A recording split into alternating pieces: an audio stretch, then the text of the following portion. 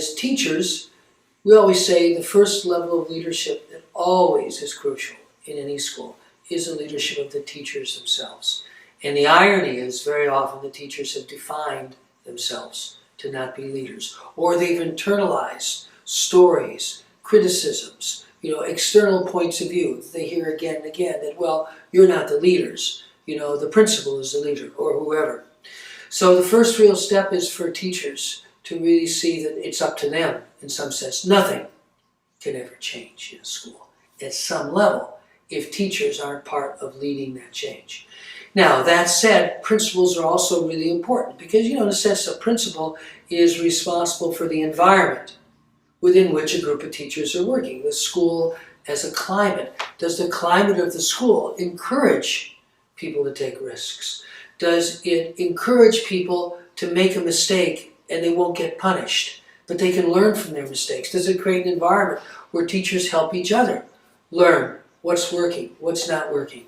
So the principal is a very, very important role in a school. It's a critical leadership role. We often call it the local line leader. It's analogous to a person in a manufacturing facility who's got responsibility for how the whole facility works. School is very different than a manufacturing facility, but it's analogous in this sense.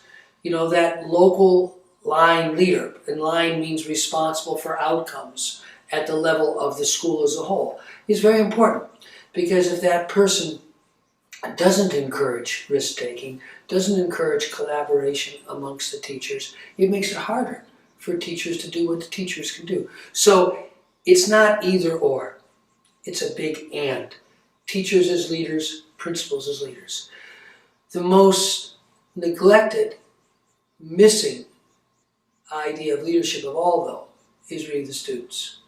Because to really transform the environment of a school, ultimately, in a way, the most important leaders are the students themselves. If they don't get enthused about what they're doing, if they don't see the meaningfulness for them, we all know that ultimately the energy of all learning comes from learners. In a way, the teachers are trying to create an environment, a setting, in a classroom, or in their interactions with students. They're basically trying to create a local space where that enthusiasm can come forward. But ultimately, the real enthusiasm, the real energy for change in schools comes from students themselves. And ideally, not only in a subject, but in the climate of the school. Students starting to take some responsibility for the safety, for the sense of psychological safety that not only they, but other students experience. Students are really important leaders. So it's a big and.